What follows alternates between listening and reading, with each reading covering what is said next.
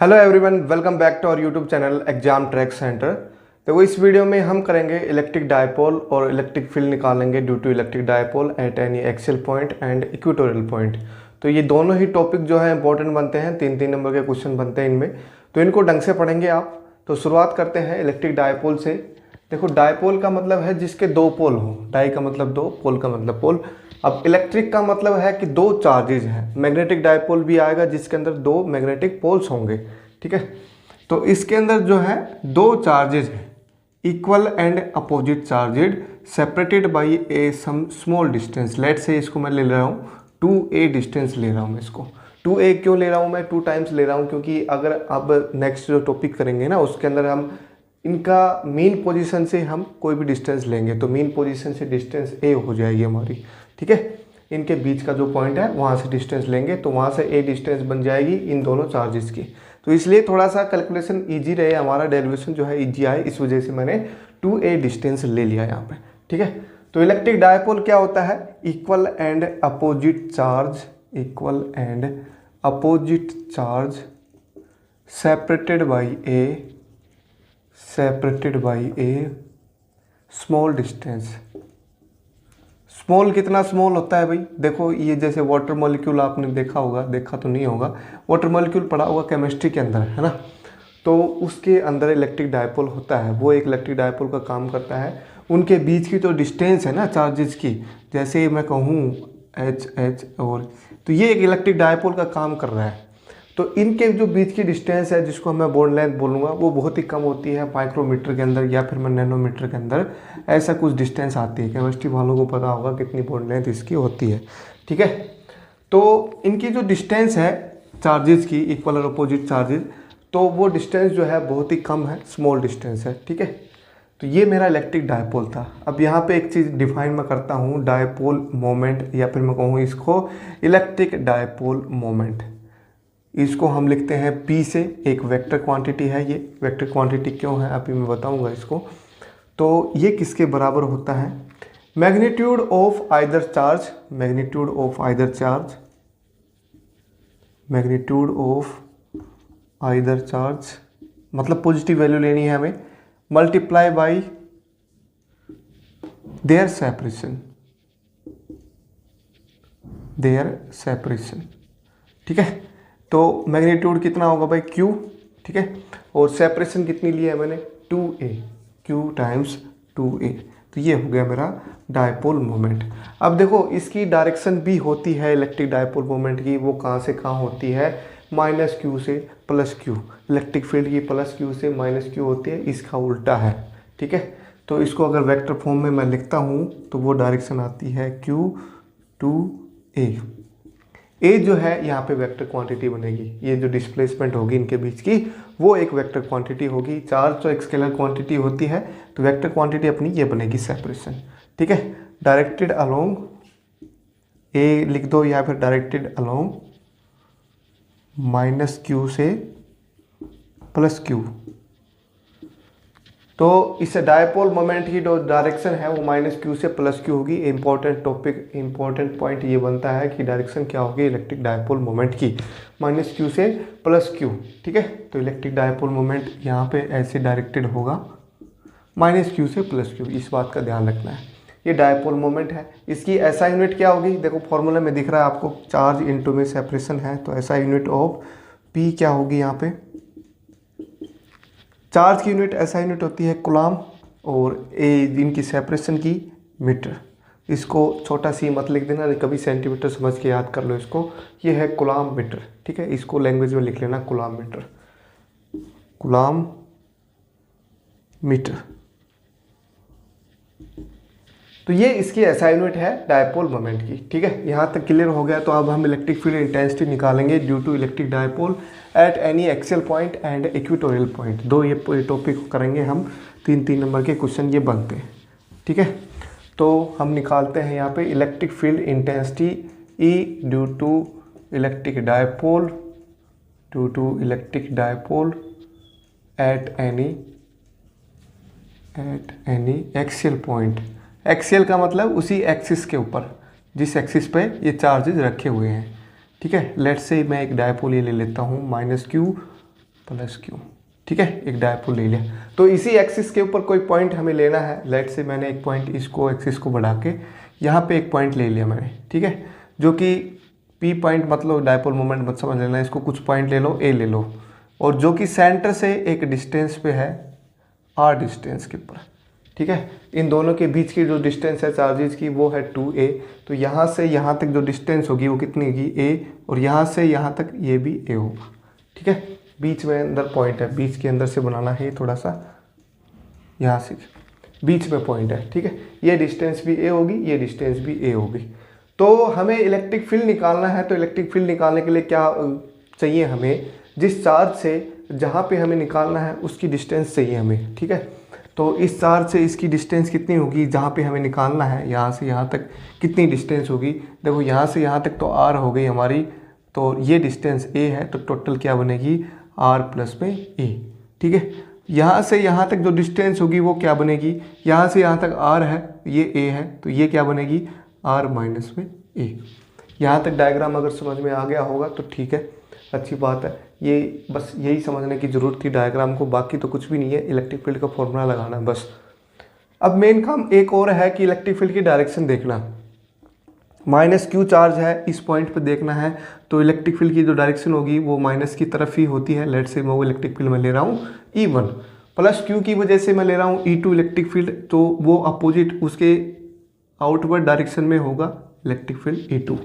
तो E1 जो है वो है electric field due to minus Q at a point, and electric field due to plus Q at a point. ठीक है, वो है E2। तो E1 की वैल्यू कितनी होगी मेरे पास, फॉर्मूला जो है उसमें यहाँ पे मैग्नीट्यूड आता है, तो माइनस क्यू नहीं लेना है, प्लस क्यू ही लेना है, 4 पाई एप्सिलॉन नॉट। यहाँ से यहाँ तक डिस्टेंस कितनी है r प्लस में a, तो r प्लस a का स्क्वायर। सिमिलरली E2 जो होगा वो क्या होगा q by 4 pi epsilon not, plus Q charge से कितनी डिस्टेंस है r माइनस में a। ठीक है, इलेक्ट्रिक फील्ड का फॉर्मूला ये होता है ना, 4 pi epsilon not r square. r जो है डिस्टेंस है उस पॉइंट की जहाँ से चार्ज कितनी दूरी पे है r डिस्टेंस पे। मैग्नीट्यूड लेते हैं उस चार्ज का, डायरेक्शन हमने पहले ही बता रखी है। तो यहाँ पे देखो कौन सी वैल्यू ज़्यादा है, देखो दोनों अपोजिट डायरेक्शन में है ना, तो कौन सी वैल्यू ज़्यादा होगी उधर ही इलेक्ट्रिक फील्ड आएगा, नेट इलेक्ट्रिक फील्ड। कौन सी वैल्यू ज़्यादा दिख रही है आपको, देखो ये वाला फैक्टर जो है सेम है दोनों में, तो बच गया बस ये। तो r माइनस ए जो है इससे कम होगी, ओबियसली बात है। तो ये इन्वर्सली प्रोपोर्शनल डिपेंड करता है, तो ये कम होगा तो ये ज़्यादा होगा। तो यहाँ पे इलेक्ट्रिक फील्ड जो है सेकंड प्लस क्यू चार्ज की वजह से जो इलेक्ट्रिक फील्ड है वो ज़्यादा है माइनस क्यू की बजाय। ठीक है, तो नेट इलेक्ट्रिक फील्ड जो होगा वो कितना होगा, net electric field intensity at A वो कितनी होगी भाई, E2 माइनस में E1। ठीक है, अब इसमें देखो कॉमन क्या चीज़ें हैं, Q by 4 pi epsilon not common है तो कॉमन ले लो, बच गया वो फैक्टर यूँ का यूँ ले लो। E2 के अंदर ये फैक्टर बच गया 1 अपॉन में r माइनस ए का होल स्क्वायर, माइनस में ये बन गया r प्लस में a का होल स्क्वायर। ठीक है, इसको थोड़ा एलसीएम लेके सोल्व करो, एलसीएम लो, दोनों को मल्टीप्लाई कर दो। यहाँ पे ये वाला फैक्टर यूँ का यूँ आएगा, इसका स्क्वायर सोल्व करोगे तो ये बनेगा R square plus A square plus में 2ar, माइनस साइन के साथ ये वाला फैक्टर यूँ का यूँ जाएगा, R square plus A square minus में 2ar। ठीक है, अब इसमें माइनस साइन है, ये माइनस हो जाएगा, ये माइनस हो जाएगा, ये प्लस हो जाएगा, तो ये दोनों माइनस होंगे तो ये कैंसिल हो जाएगा इसके साथ। ठीक है, तो नेट इलेक्ट्रिक फील्ड मेरे पास आ गया यहाँ से Q by 4 pi epsilon nought, R square और ए स्क्वायर कैंसिल हो गया, बच गया 4ar डिवाइडेड बाय, देखो स्क्वायर दोनों के हैं तो दोनों का स्क्वायर में है, एक साथ लगा सकता हूँ दोनों का स्क्वायर,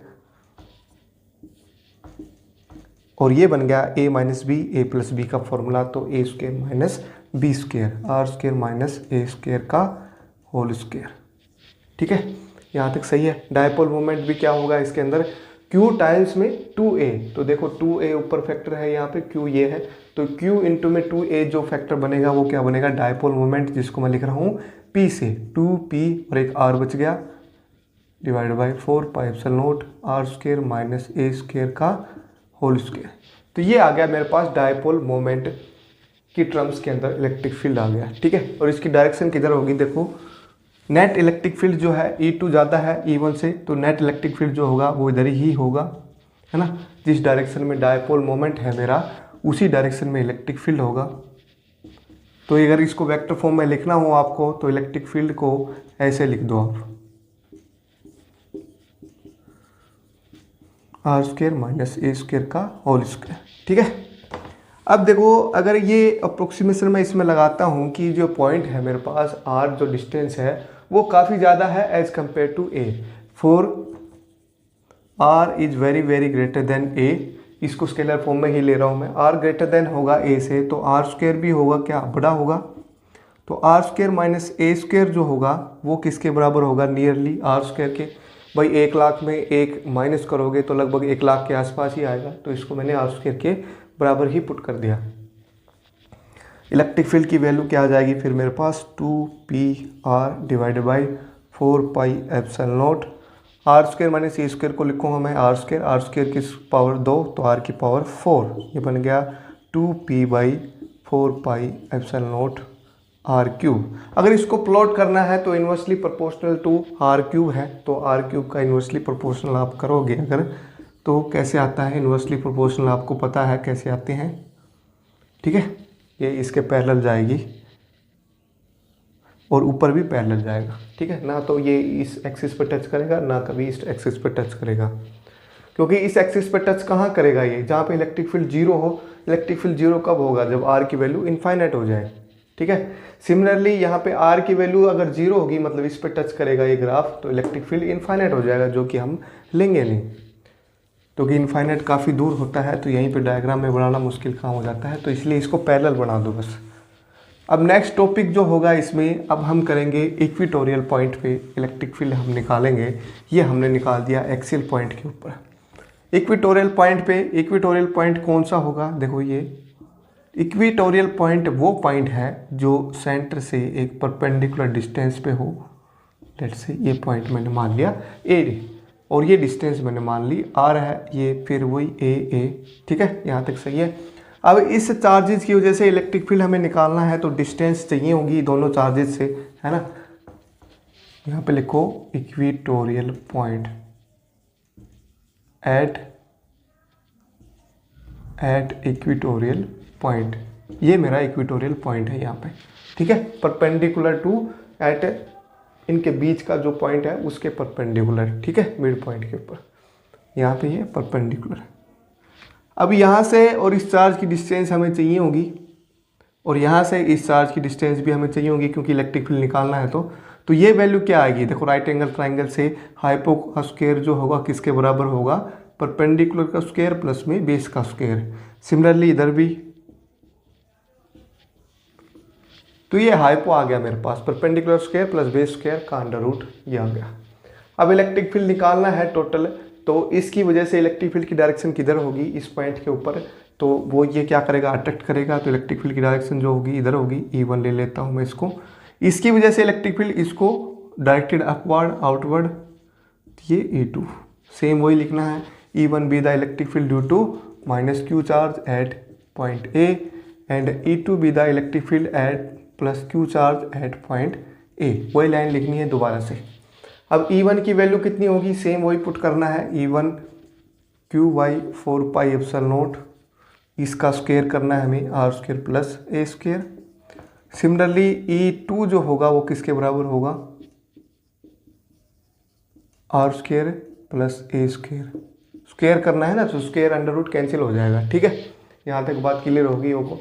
अब देखो ये दोनों जो ये इलेक्ट्रिक फील्ड है मेरे पास, ये कुछ एंगल पे सिचुएटेड है, तो एंगल पे है, तो नेट रिजल्टेंट जो है प्लस माइनस से नहीं होगा। नेट रिजल्टेंट इलेक्ट्रिक फील्ड कैसे निकलता है, किसी भी दो वेक्टर्स का, तो वो दो वेक्टर्स का इलेक्ट्रिक फील्ड, दो वेक्टर इलेक्ट्रिक फील्ड है हमारे पास, तो इनका रिजल्टेंट वेक्टर जो है कैसे निकलेगा, 2E1 E2 cos of angle between them, cos of angle between them.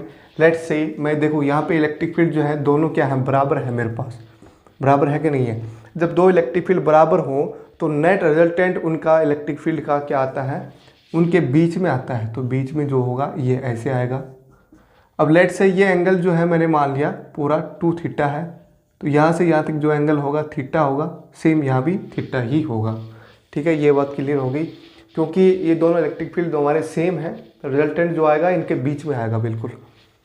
तो लेट्स से ये एंगल जो है 2 थीटा है, angle between E1 and E2।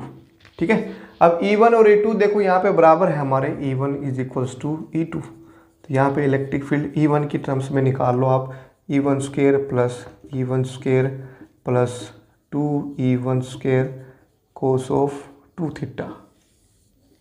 ठीक है, E1 स्क्वायर देखो यहाँ से सब में से कॉमन आके बाहर आ जाएगा, E1 आ गया बाहर, बच गया क्या यहाँ पे 1 + 1 2, 2 प्लस में 2 कोस ऑफ 2 थीटा।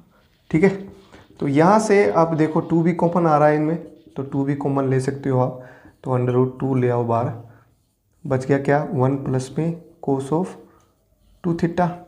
अब 1 प्लस कोस 2 थीटा जो है किसका फॉर्मूला होता है, कोस 2 थीटा जो फार्मूला आता है in terms of cos theta का, वो फॉर्मूला क्या आता है 2 कोस स्क्वायर थीटा माइनस में 1। तो 1 प्लस कोस 2 थीटा क्या होगा 2 कोस स्क्वायर थीटा।